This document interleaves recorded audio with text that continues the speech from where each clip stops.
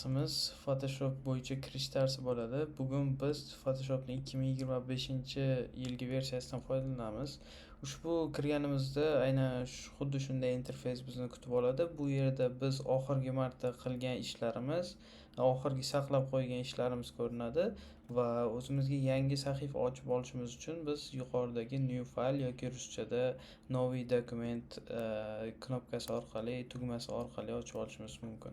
Demak, uni bosganimizda xuddi shunday oyna ochiladi. Bu oynada biz ishlashimiz kerak bo'lgan rasmning o'lchamlarini kiritib olamiz. Aynan pikselda kiritishimiz mumkin. Inchda, santimetr, millimetr, point, pax, xullas ularni bilmayman. Xuddi shu o'lchamlarda kiritib olishimiz mumkin. Masalan, deylik 2000 ga 2000 piksel. Resolution aynan rasmning sifatini belgilab beradi. Undagi har bitta piksel har bitta qatorda nechta piksel joylashini belgilab ko'rsatib beradi. Xo'p, keyingisi bu color mode, RGB color, CMYK color, lab color, bitmap, grayscale bularning hammasi ranglarning turlari hisoblanadi. Agar bizga bu yoqdan ikkitasi asosiysi RGB va CMYK hisoblanadi. CMYK bu odatiy holda ijtimoiy tarmoqlarda yoki boshqa bir infografikalarda ishlatiladigan rang.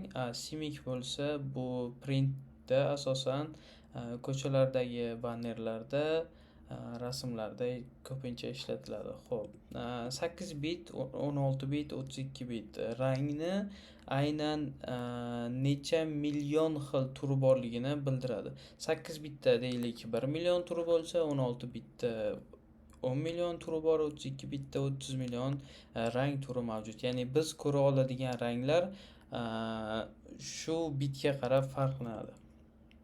Keyingisi background content. Bu rasm odatiy holatda ochilganda foni qanaqa bo'lsin? Qora bo'lsinmi, oq yoki transparent yoki o'zimiz xohlagan rangni tanlab olishimiz mumkin yoki custom shu xohlagan rangimizni tanlashimiz mumkin.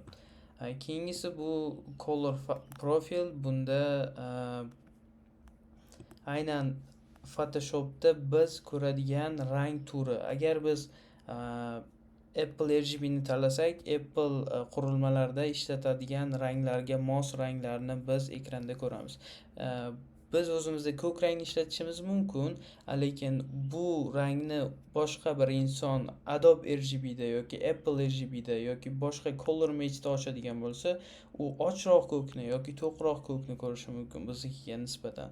Shu uchun agar siz Adobe RGB'da foydalanmoqchi bo'lsangiz, siz boshqa odamga rasm tashlab berganingizda ham uni ogohlantirishingiz kerak. Bu Adobe RGB'da rangida ishlangan va sen shu rangda ko'rsang, rasmni asl holatda ko'rasan. Yoki Samsung telefonda boshqa xil rasm ko'rinadi yoki Apple telefonda boshqa xil rasm ko'rinadi. O'sha uchun telefonni yoki o'sha rasmni, qurilmani shunday rang profilga sozlab olib, uni haqiqiy rangini ko'rishimiz mumkin. Bunisi bizga muhim emas. Bu piksellar sonini belgilab beradi. Xo'p, faylni create orqali yaratib olamiz.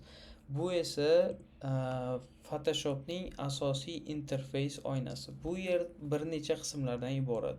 Uskunalar paneli, boshqaruv paneli Mac ya'ni Apple qurilmalarida ushbu yuqori qismda joylashadi. Photoshopning Computer Windows versiyasi esa u Photoshop ichki qismida, ya'ni mana bu joyda joylashadi. Xo'p, biz e'tibor beradigan asosiy narsalar bu uskunalar paneli. Bu yerda bir necha xil uskunalar mavjud. Bulardan asosiylari bizga kerak bo'ladiganlari birinchi, ikkinchi hamda brush hisoblanadi.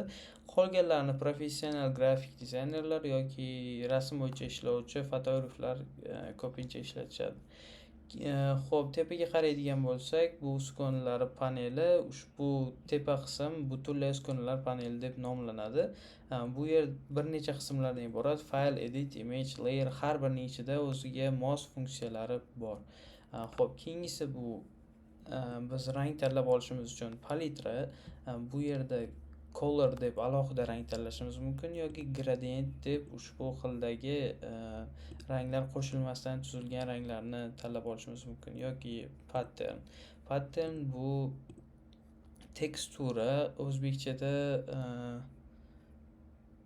balki muqova deb tushuntirish mumkindir, naqsh deb tushuntirsak to'g'riroq bo'ladi. Xo'p, aynan suvning naqshi bu yoqda ko'rsatilgan, boshqa buni asosan biror bir material ishlatganimizda bizga aynan shu materialni naqshi, teksturasi kerak bo'ladigan bo'lsa ishlatsak bo'ladi. Xo'p, keyingi qator layers. Bu yerda biz bir necha layerlarni yaratib, unda ishlashimiz mumkin. Masalan, biz ushbu brush toolni olib, ya'ni chizadigan uskunani olib, ko'k rangda chizsak va uni tagidan boshqa bir oq rangda chizmoqchi bo'lsak, tagidagi layerni tanlaymiz va ushbu holatda chizishimiz mumkin. Yoki ustidagi layerni tanlab, uni ustidan boshqa bir rangda chizib tashlashimiz mumkin. Xo'p, keyingi qism bu layer ostidagi qism aynan bir nomga ega emas, lekin bu yerda bir necha funksiyalar bor. Masalan, fx bu layerlar ustida bajarishimiz mumkin bo'lgan effektlar hisoblanadi. Masalan, unga atrofiga soya berishimiz mumkin, yorug'lik berishimiz mumkin, qalinlik berishimiz mumkin yoki uni ustiga rang berishimiz mumkin, ustiga gradient berishimiz mumkin, ya'ni qoplashimiz mumkin bu narsalarni. Xo'p, keyingisi bu maska. Aynan bizga shu layerning qaysidir qismi kerak bo'lmasa, uni shunchaki vaqtinchalik o'chirib turib, keyinchalik qayta ishlatib ketishimiz mumkin. Buni oddiy o'chiradigan eraser tooli bilan qilishimiz mumkin deyishingiz mumkin, lekin maska orqali qilsak biz uni qaytarishimiz ham mumkin. Qora rangda chizsak yo'qoladi, oq rangda chizsak qaytib paydo bo'ladi.